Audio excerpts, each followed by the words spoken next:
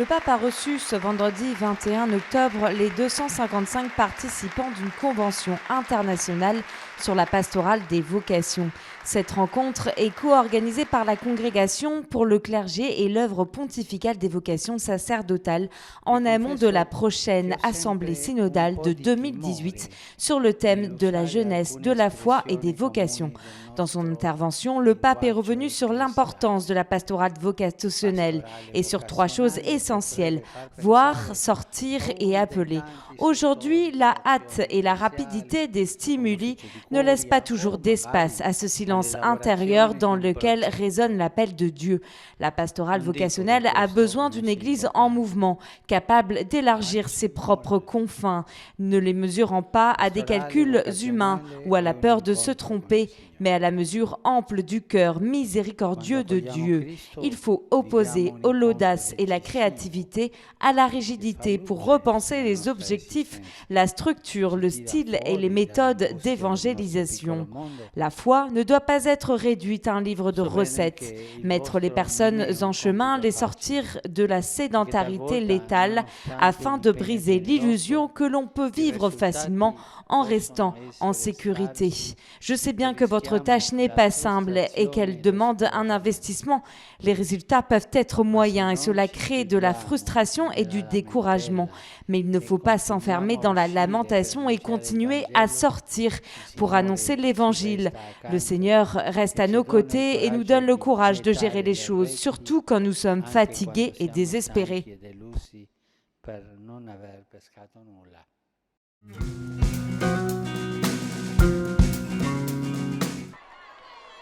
Quelques milliers de personnes ont assisté à l'audience jubilaire Place Saint-Pierre. Parmi les fidèles, il y avait les participants du jubilé des chorales et beaucoup de pèlerins polonais en l'honneur de la fête liturgique de Saint Jean-Paul II.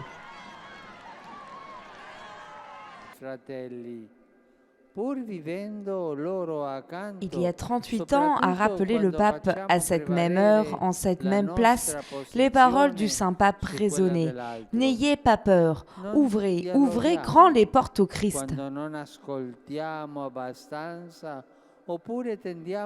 La profonde spiritualité de ce pape était façonnée par l'héritage millénaire de l'histoire et de la culture polonaise, transmise par un esprit de foi de génération en génération. Cet héritage était pour Saint Jean-Paul II source d'espérance, de puissance et de courage. Le pape a aussi insisté dans sa catéchèse sur le thème du dialogue, qui est l'expression de charité, signe de respect qui permet de connaître et de comprendre l'autre comme un don de Dieu, mais aussi comme une antidote. Le dialogue est enfin une exigence de l'amour et de la bonté de Dieu qui va à la rencontre de chacun. Il abat les murs de la division et des incompréhensions. Il crée des ponts de communication.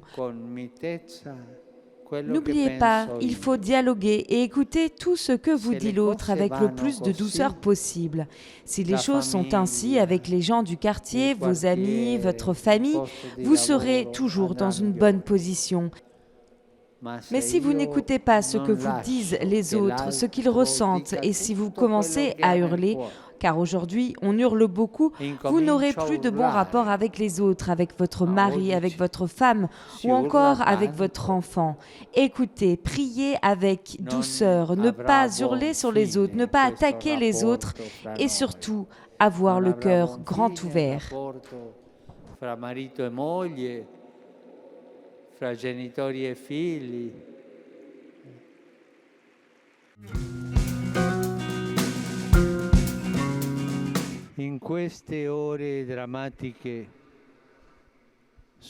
En ces heures dramatiques, je suis proche de toute la population d'Irak, en particulier de celle de la ville de Mossoul.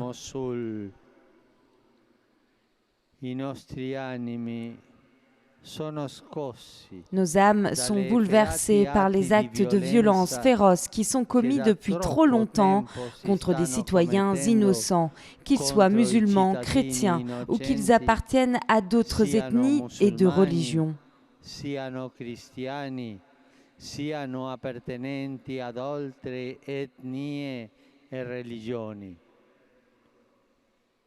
Sono rimasto addolorato Je suis profondément meurtri par toutes ces informations sur les meurtres de sang-froid de nombreux fils de cette terre aimée, parmi lesquels il y a tellement d'enfants.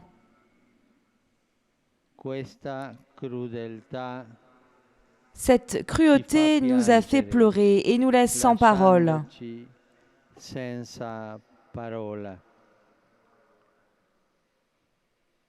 Alla parola di solidarietà si accompagna Aux paroles de solidarité s'adjoint l'assurance de mon souvenir dans la prière, afin que l'Irak durement touché soit fort et solide dans l'espoir d'avancer vers un futur de sécurité, de réconciliation et de paix.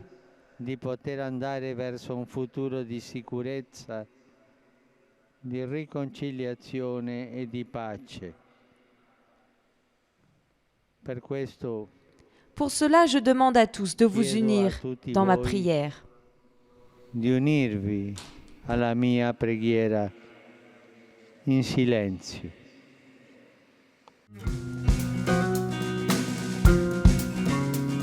Dono della grazia. Se battre avec raison, comme l'a fait l'apôtre Paul, et savoir qui est ce Seigneur qui nous donne la force d'accomplir la mission qui nous a été désignée. C'est ce qu'a demandé le pape lors de l'Angélus, place Saint-Pierre, et a ainsi rappelé que l'Église est missionnaire et témoin de miséricorde, devise de la journée missionnaire mondiale. L'expérience de l'apôtre des gentils nous rappelle que nous devons nous engager dans les activités pastorales et missionnaires. Aujourd'hui est le temps de la mission. Et le temps du courage, c'est le temps du courage, même si avoir du courage ne signifie pas avoir des garanties de succès. On nous demande du courage pour lutter, pas nécessairement pour vaincre, pour annoncer, pas nécessairement pour convertir. On nous demande d'avoir du courage pour proposer une alternative au monde sans jamais devenir polémique ou agressif.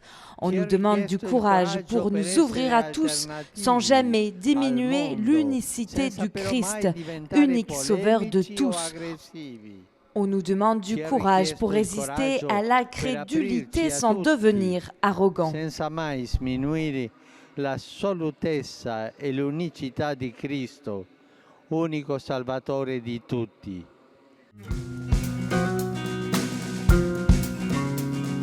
Ceux qui croient que pour cheminer dans la loi du Seigneur ont besoin d'être rigides ne sont pas libres. Ils sont esclaves de la loi qui n'a pas été faite pour se faire esclave, mais libre. C'est ce qu'a rappelé le pape François dans son homélie de la messe du matin célébrée à la maison Sainte-Marthe, commentant l'évangile du jour dans lequel Jésus guérit une femme le jour du sabbat, provoquant ainsi l'indignation du chef de la synagogue parce que la loi du Seigneur a été violée.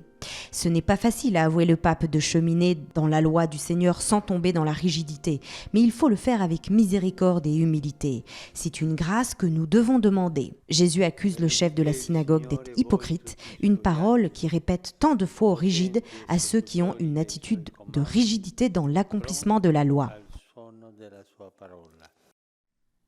Derrière la rigidité, il y a quelque chose de caché dans la vie d'une personne. La rigidité n'est pas un don de Dieu. La douceur, oui. La bonté, oui.